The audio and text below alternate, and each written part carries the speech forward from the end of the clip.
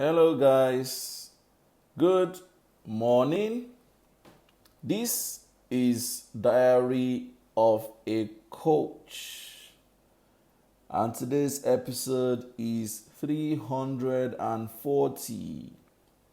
Episode 340. We have gone 340 episodes. Wow! And we're gradually inching to one whole year's worth of Diary of a Coach. You would remember on April 1st, 2019, we started this journey called Diary of a Coach. And it's been one calendar year so far and 340 episodes. In this entire 1 year, we took just a 10 days break in between. So it's been 1 year of sharing diaries with only 10 days break in between. It's been a wonderful time.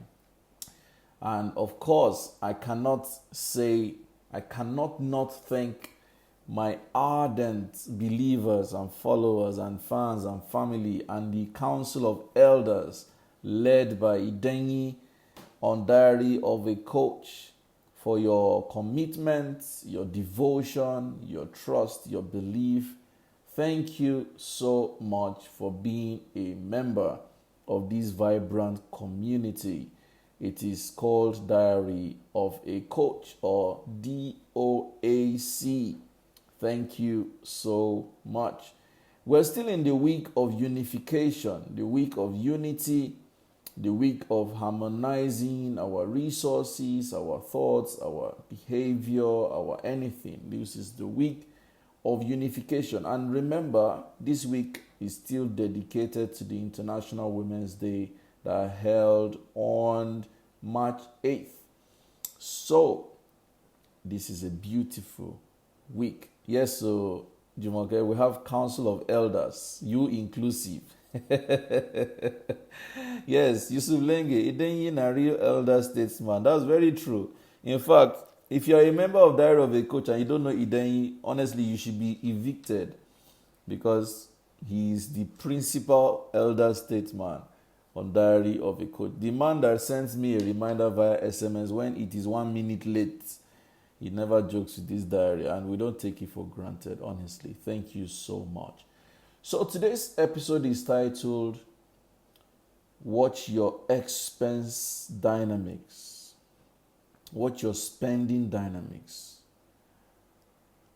Remember that we've been talking about how to, unify your resources, harmonize your resources, and paying attention to the things you need to pay attention to. So today we're talking about expenses. This morning I saw I have 2 dogs. So this morning my younger dog, Clover, I noticed through my window that a bird perched on the tree in my compound, and Clover was looking up at the bird. This kind, if I catch you, kind of a thing. And the bird picked and perched somewhere else, and the dog started chasing the bird and chasing the bird. I was just laughing. I was laughing like, this dog, you are not serious. That is how many of us do. We spend in places that when you sit back and think, you are asking yourself, but what is wrong with me? Why? You spend in places that are reckless, irrelevant, not a contribution to your central focus or goal. Some of us spend like that. You spend your money, you spend your energy, you spend your time, you spend your resources, you spend things that you have earned pricelessly. You spend them recklessly. And today's diary is a reminder that you need to be careful where you are spending and what you are spending and with whom you are spending. It's a very important thing to check. For instance, yesterday we announced a questionnaire. We're trying to, in the last few days I've been thinking about educators. And one question that came to mind is, and not necessarily even for educators, but I'm using them as my case study. I have found a link between the expenses a CEO spends or a business spends on their staff, and that there is a disconnect between the investment on the staff and the return on investment on the staff.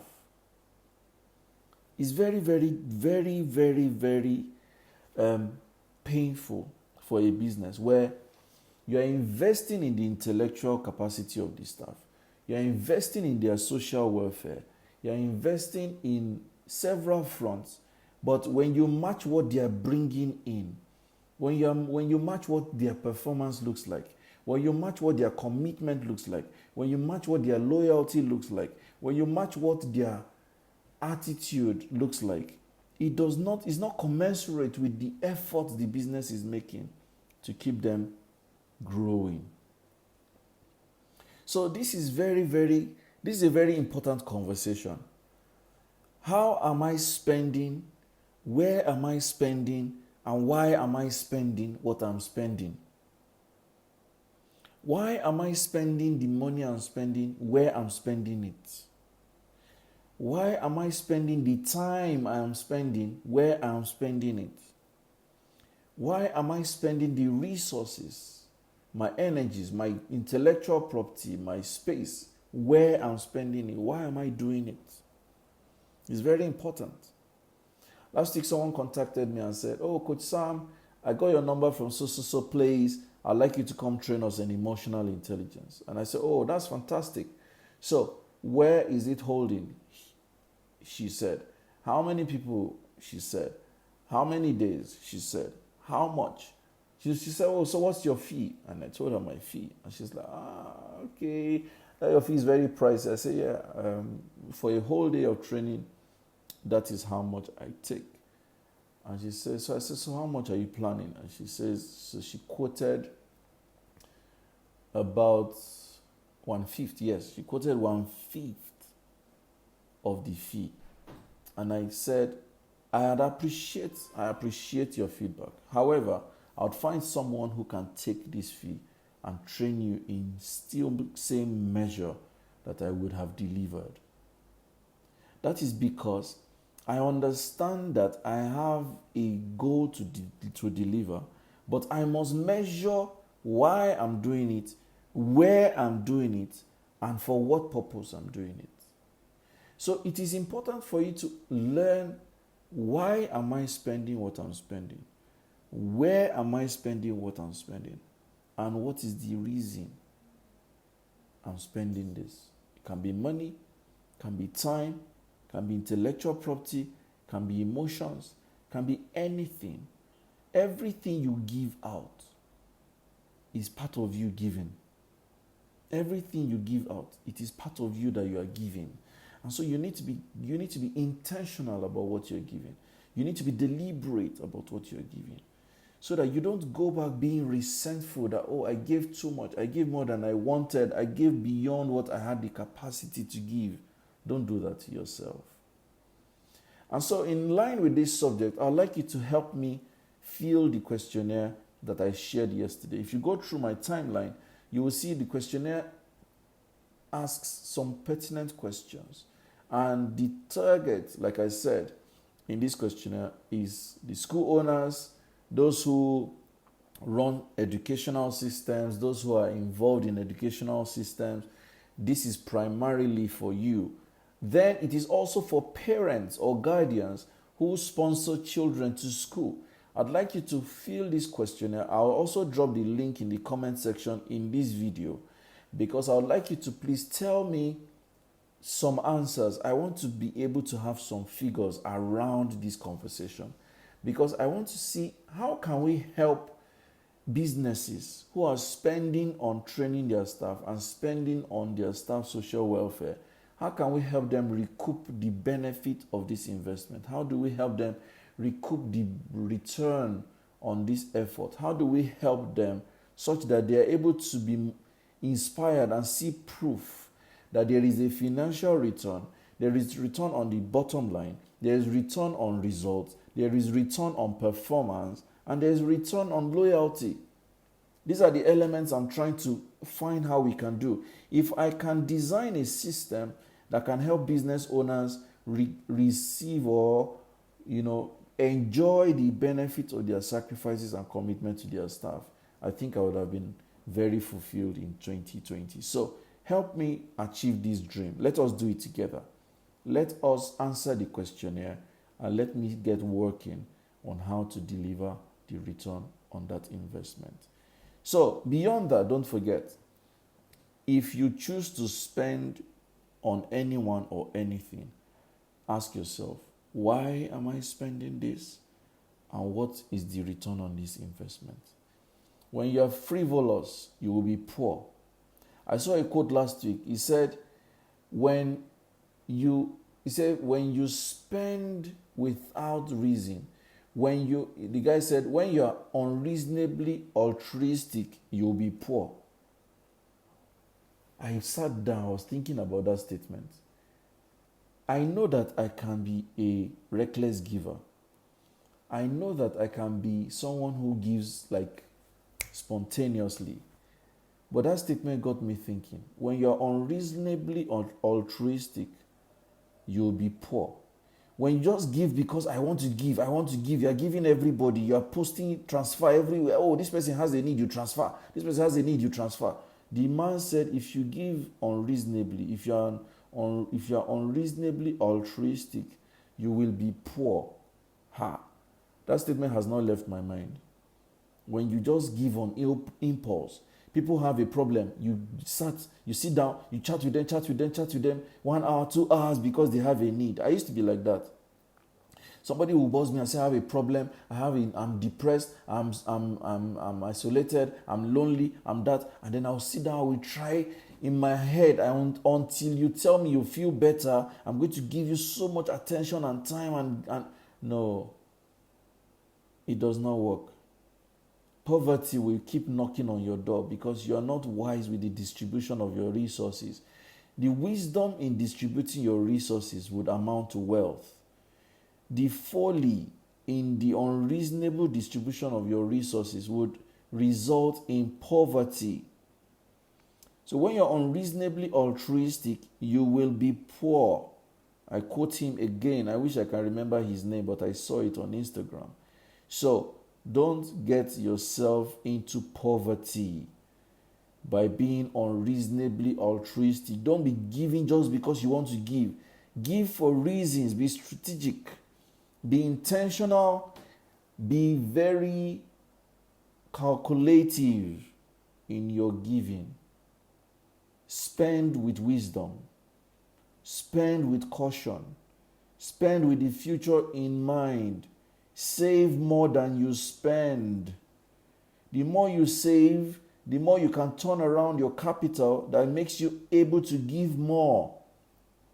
So you may have to temporarily stop giving as much as you do so that you can save and invest, and from the return on your investments, you can give more.